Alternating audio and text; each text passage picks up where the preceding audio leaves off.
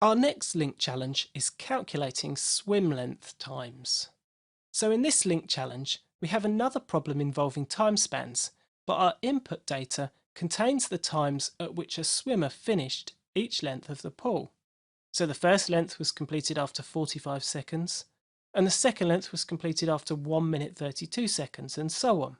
And the challenge is simply to take this sequence and turn it into a sequence of the time it took to swim each length. Now, have a think for a minute about how you might solve this.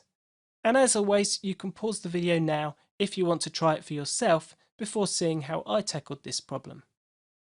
Now, it's clear that to get the time taken to swim each length, we would need the start and end time of each length so that we could subtract them. So what we really want is a sequence that looks like this. For the first length, start at 0, end at 45 seconds. For the next length, start at 45 seconds, end at 1 minute 32, and so on up to the final length, which ended at 7 minutes 35. So how can we transform our input sequence into this form? Well, it is possible using the standard LINQ operators, but it's a bit ugly. It involves using a method called zip, which pairs together elements from two sequences.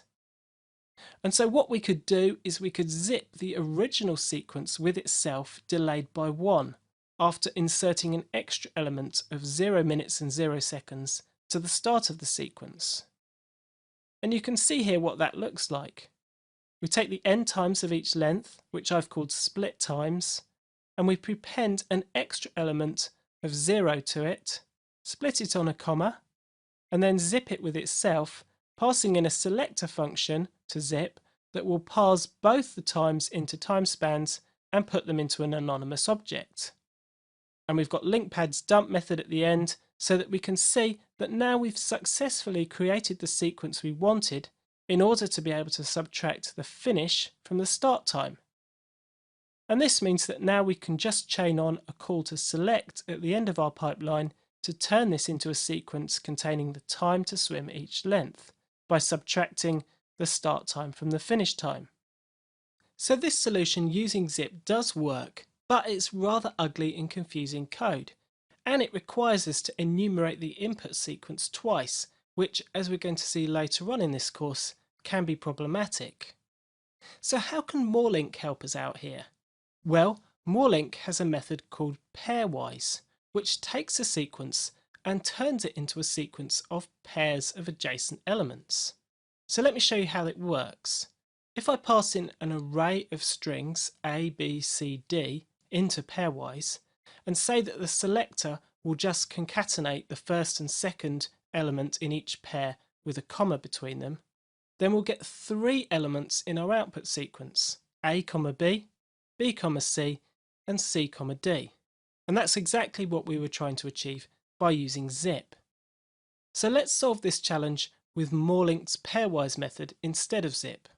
I'll delete the original solution, and I've already referenced the MoreLINQ NuGet package. And so now I will still need to add on the additional element of 0 minutes and 0 seconds so that we have the start time of the first length, which isn't in our input data. But then, after converting the input sequence of strings into time spans, we can simply call pairwise, and in the selector we can say that we want to subtract the second from the first item in each pair. And in fact, MoreLINQ has got another useful method called prepend that we could make use of, and prepend allows you to insert an element at the beginning of a sequence.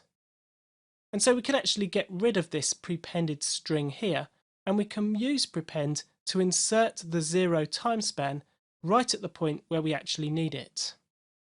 And so you can see here that by taking advantage of some of the methods from MoreLINQ, we've been able to solve this more complicated LINQ challenge still in just a few simple steps, and we've managed to avoid the messiness we saw earlier of trying to zip a sequence with itself. Now, we've not got time to look at all the extension methods that MoreLINQ has to offer, but before we wrap up this module, let me just show you a couple more examples of some of its methods that I've found really helpful.